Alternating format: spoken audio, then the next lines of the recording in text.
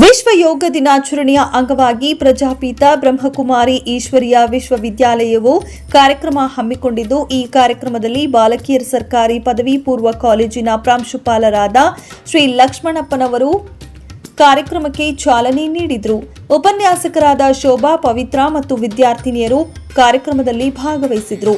ಸಂಸ್ಥೆಯ ಸಂಚಾಲಕರಾದ doctor BK ಕಲಾ ಅವರು ಮಾತನಾಡಿ, ಯೋಗ ಹಾಗೂ ಧ್ಯಾನ ಜೀವನದಲ್ಲಿ ಬಹಳ ಅಗತ್ಯ. ಹಾಗೆಯೇ ಮೌಲ್ಯಗಳನ್ನು ನಾವು ಅಳವಡಿಸಿಕೊಳ್ಳಬೇಕು. ಎಲ್ಲ ಕ್ಷೇತ್ರಗಳಲ್ಲೂ ಮನುಷ್ಯನು ಪ್ರಾವೀಣ್ಯತೆಯನ್ನ ಪಡೆದಿರಬೇಕು.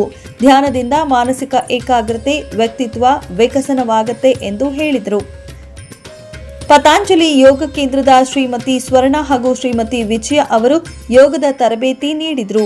ಮಧುಗಿರಿ ನಗರದ ಪ್ರಮುಖ ಬೀದಿಗಳಲ್ಲಿ ಶಾಂತಿ ಯಾತ್ರೆ ನಡೆಸುವ ಮೂಲಕ ವಿದ್ಯಾರ್ಥಿನಿಯರು ಯೋಗದ ಬಗ್ಗೆ ಘೋಷವಾಕ್ಯ ಕೂಗಿದರು.